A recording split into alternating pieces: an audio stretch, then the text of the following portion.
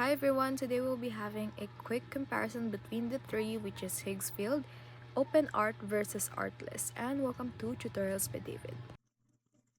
Hello everyone, so if you're trying to decide between Higgsfield AI, OpenAI, and Artlist for your creative um, AI designing, so here's a quick breakdown.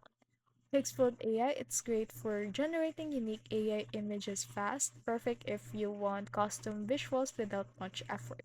Next up is OpenArt AI. This one is ideal for free or low-cost AI art with a strong community and lots of style options, making it great for experimentation. Finally, we have Artlist. This one right here is more of a combination between the two.